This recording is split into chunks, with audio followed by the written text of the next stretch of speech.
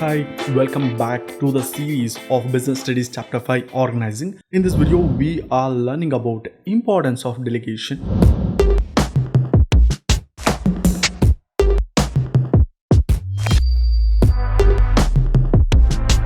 By the way, this is OBC online business class. If you still not subscribe, like as usual, subscribe.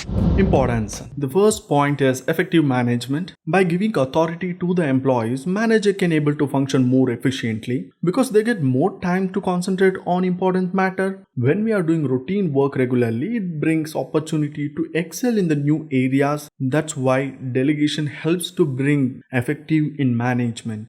Moving on to next point, employee development. As a result of delegation, employees get more opportunity to utilize their talent and increase it. It also allows them to develop skills to perform complex tasks and improve their career. And moreover, it makes them better leader and better decision maker. Therefore, delegation helps by preparing better future managers. Delegation also allows the employees to use their skills, gain experience and develop in their areas and themselves in order to reach a higher position.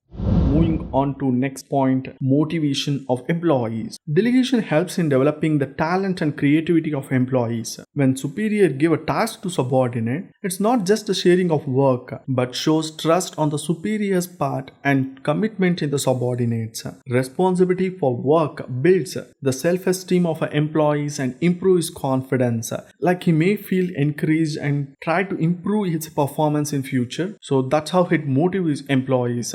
Next point, facilitation of growth. Usually, delegation helps in expansion of an organization by providing talented employees to take up a top positions in the new ventures. Because of trained and experienced employees are capable to play very important role in the new launch projects or venture by replicating the work they have learned from the existing units in the new branch. That's how it facilitates or helps to grow.